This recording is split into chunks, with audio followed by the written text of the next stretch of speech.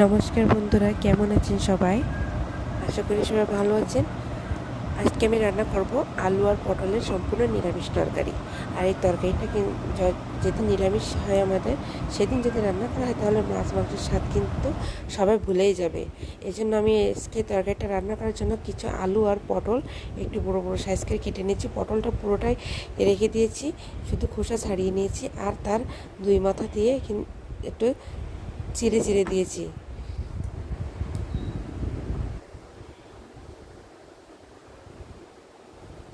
এবার আমি কড়াইতে দিয়ে দেব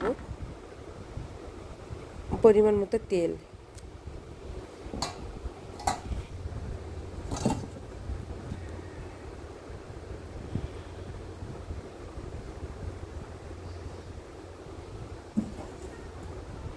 তেলটা গরম হয়ে গিয়েছে। এবার আমি আস্ত পটল আর আলু ভেজে নেব।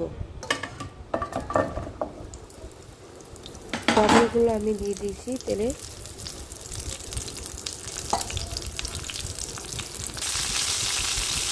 এবার দিয়ে দেবো সামান্য একটু লবণ আর একটু হলুদ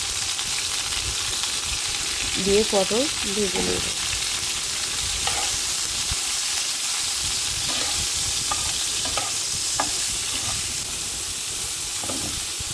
এবার আমি আলুগুলো পটলের ভিতরে দিয়ে দেবো, দিয়ে আলু আর পটল একসাথে ভেজে নেব।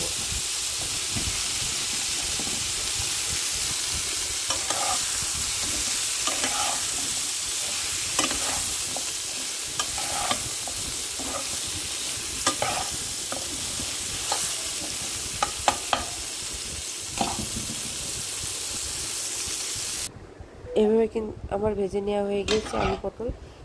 এগুলো এবার আমি উঠিয়ে নেব।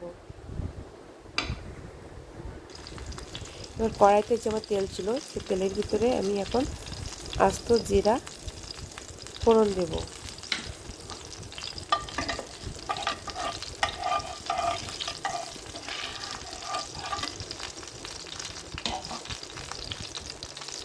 তারপরে বাজার থেকে যে পাঁচফোড়ন কিনে আনছিলাম, সেই পাঁচফোড়ন ফোড়ন দেব।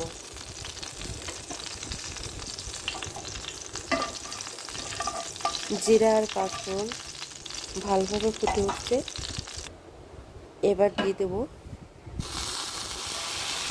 আদা বাটা। আদাটা একটু হালকা করে ভেজে নেব তেলে।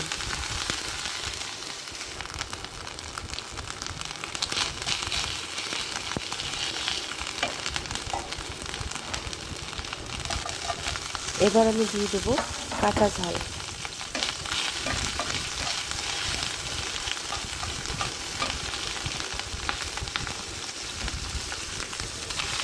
তারপরে আমি ভেজে রাখা আলু পটলগুলো তেলে দিয়ে দেব, দিয়ে ভালো করে একটু কষিয়ে নেব।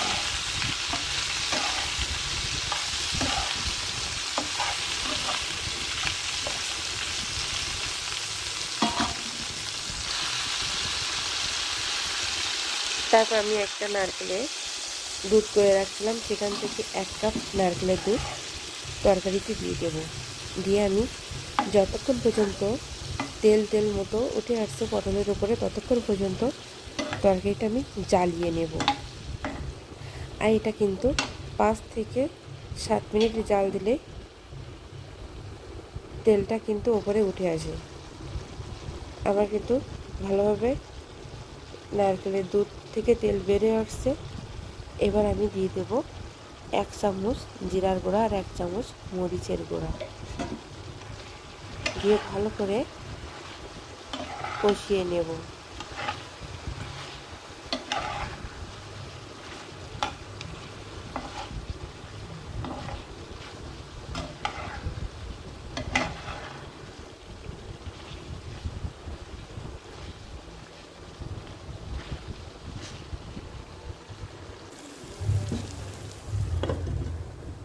এবার আমি হালকা করে একটু ঢাকা দিয়ে দেবো, যেন আলুটা ভালো করে সিদ্ধ হয়ে যায়। আর আমি এখন একটু লবণ দিয়ে দিচ্ছি, যেহেতু লবণটা একটু কম দিয়েছিলাম প্রথমেই। আর একটু হলুদের গুঁড়া দিয়ে দিয়েছি।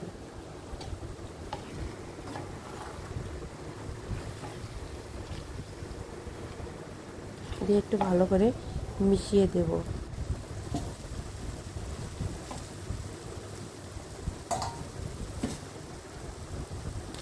এবার তরকারিটা রান্না করার জন্য আমি ঝোল দিয়ে দিয়েছি, দিয়ে ভালো করে জাল দিয়ে ফুটিয়ে নেব।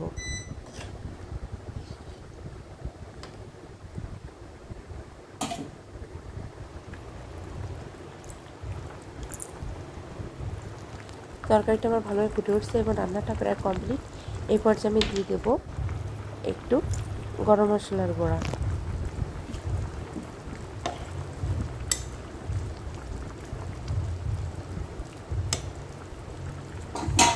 দিয়ে মিশিয়ে দেব। তারপরে এটা আমি নামিয়ে নেব। এটা কিন্তু খেতে খুবই টেস্ট।